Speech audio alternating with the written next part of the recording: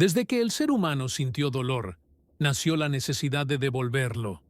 La venganza es una sombra que camina al lado de la injusticia, a veces rápida, a veces paciente, a veces brutal, a veces elegante, pero siempre devastadora. Hay quienes la ejecutan con frialdad quirúrgica, como si planearan una sinfonía sangrienta. Otros, con la furia de un incendio que arrasa todo a su paso. No hablamos de simples peleas ni de pequeñas venganzas personales. Hablamos de reinos destruidos, de miles de muertos, de siglos de odio condensados en un solo acto. Algunos lo llaman justicia, otros locura, pero al final, la venganza siempre deja una marca.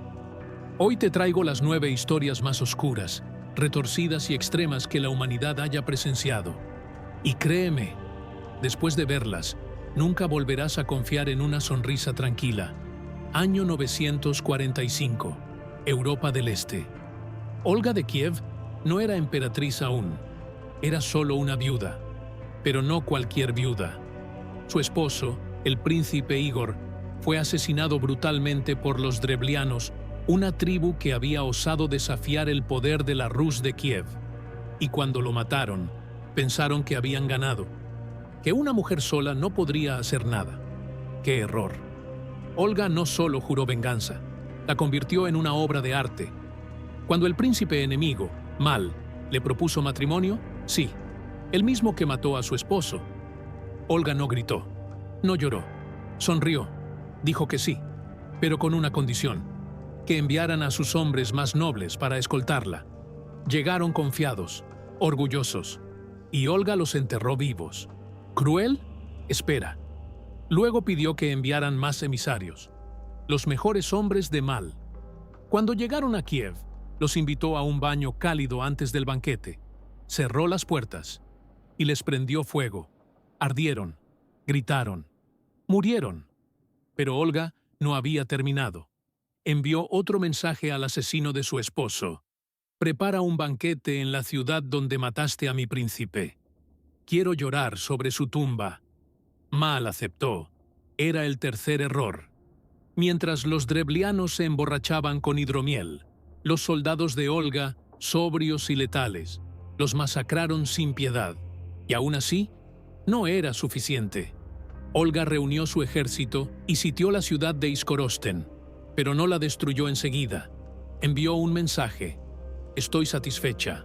Solo pido algo simple. 3 palomas y 3 gorriones de cada casa. Los enemigos, aliviados, aceptaron. Pero esos pájaros no eran símbolo de paz. Olga les ató telas impregnadas de azufre encendido y los soltó. Las aves regresaron a sus nidos, en casas de madera y paja. Un instante después, toda la ciudad estaba ardiendo. Olga no solo los venció, los humilló, los borró. Años después, fue canonizada como santa. Pero si esto es santidad, imagina lo que hacía cuando estaba enojada. Año 75 a.C. Un joven noble viaja por el mar Egeo, rumbo a la isla de Rodas. Quiere estudiar oratoria, hablar mejor, convencer. Su nombre, Cayo Julio César. Pero su viaje es interrumpido. Un grupo de piratas cilicios que abordan su barco. Lo capturan. Y ahí comienza una de las venganzas más humillantes para los que la sufrieron. Los piratas no sabían a quién tenían frente a ellos. César, con solo 25 años, ya se creía destinado a la gloria. Cuando le dijeron que pedirían 20 talentos de plata por su rescate, les respondió con desprecio. ¿Solo 20? Valgo al menos 50. Sí, les pidió que subieran el precio. Durante semanas, César convivió con sus captores, como si él fuera el jefe. Les daba órdenes, les mandaba a callar cuando quería dormir, les recitaba poemas, y cuando no aplaudían, los regañaba. Más de una vez les advirtió, con una sonrisa en los labios: «Cuando me liberen, voy a regresar y los voy a crucificar». Rieron. Pensaron que bromeaba. Pero número. Cuando su rescate fue pagado, lo soltaron. Fin de la historia. Number recién comenzaba. César partió directo a Asia Menor, reunió una flota, reclutó soldados, armó barcos, localizó el refugio de los piratas, los atacó por sorpresa, los capturó y uno por uno los crucificó. Cumplió su promesa, no por venganza común, sino porque, desde el principio, Julio César sabía que estaba destinado a mandar. A los piratas les dio una lección. Nadie se ríe de un emperador, mucho menos, antes de que lo sea. Japón, año 1701.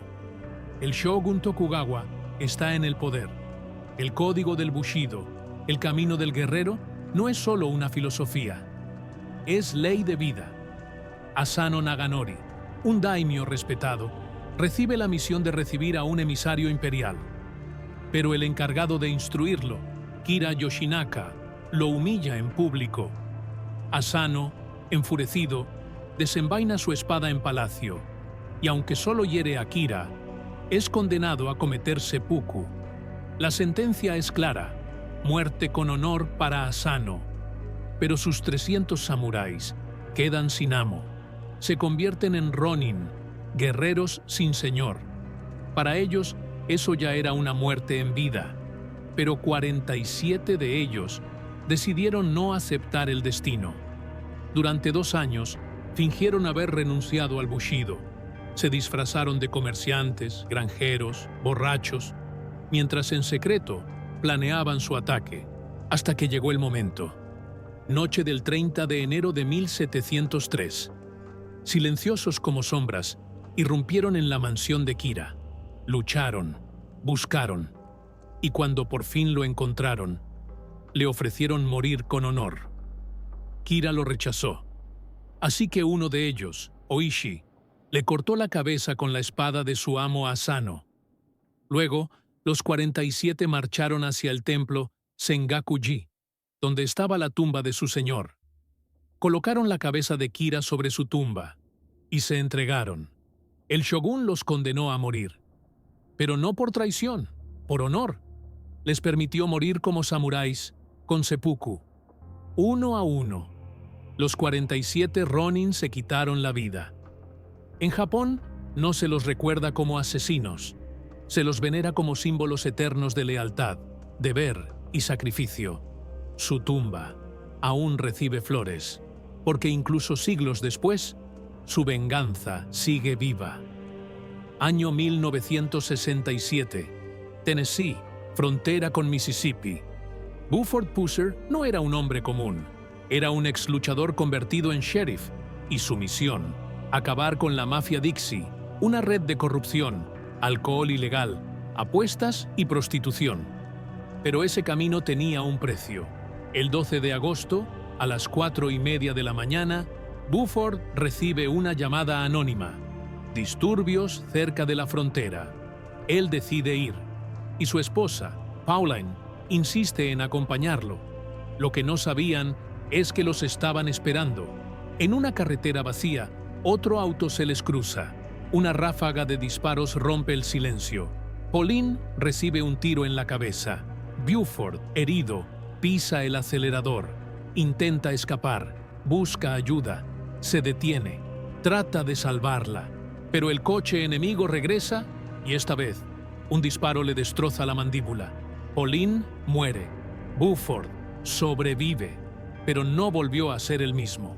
Tras múltiples cirugías, con la cara desfigurada y el alma en guerra, Pusser volvió a su puesto. Y uno a uno, los asesinos de su esposa comenzaron a morir.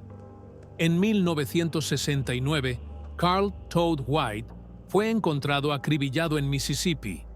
En 1970, George McGann y Gary McDaniel también. Nunca se probaron cargos contra Buford, pero nadie tenía dudas.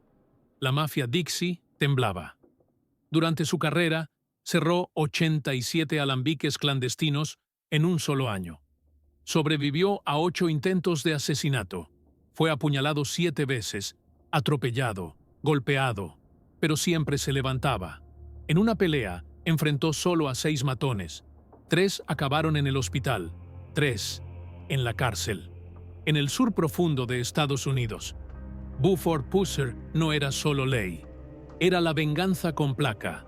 Murió en 1974, a los 36 años, tras un misterioso accidente de auto.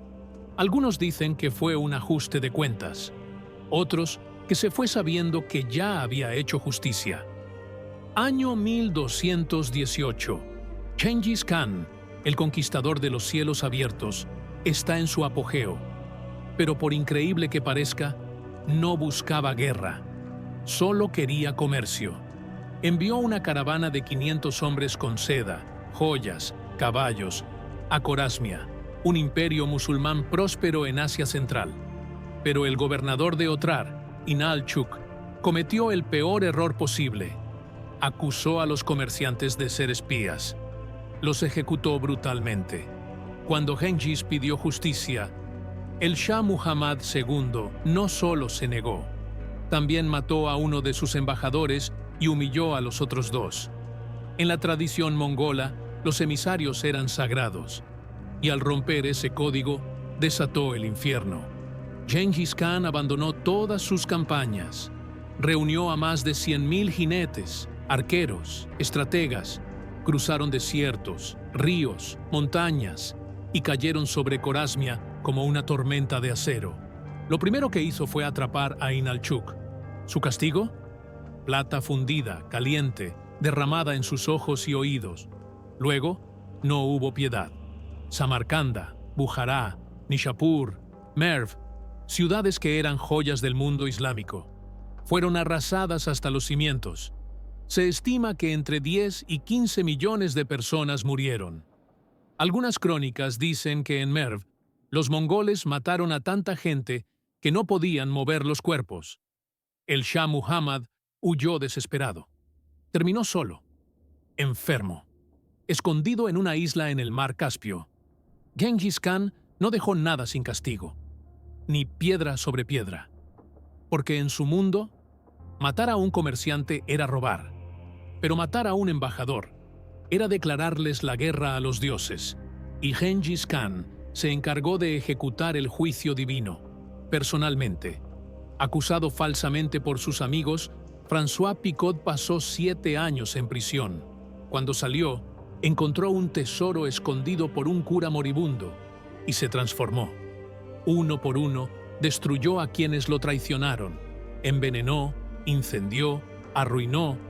A la hija de su rival la casó con un criminal y la dejó en la ruina.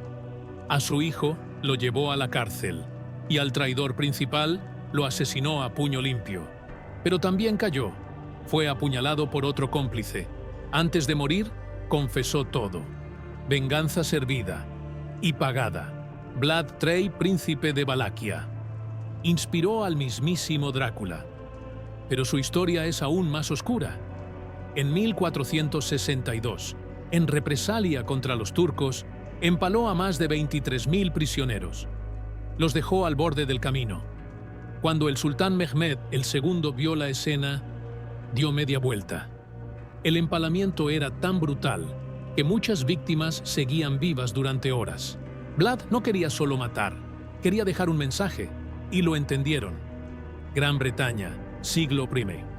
Boudica ve cómo los romanos azotan a su pueblo, saquean su casa y violan a sus hijas. Junta a un ejército de más de 100.000 britanos, quema Londres, crucifica, empala, destruye, mata a más de 80.000 personas. Cuando ve que va a perder, se envenena, prefiere morir libre que vivir humillada. Y aún hoy, su historia arde en la memoria británica. 1919. Masacre de Amritsar. Tropas británicas matan a cientos de manifestantes. Un joven de 19 años, Udham Singh, jura venganza.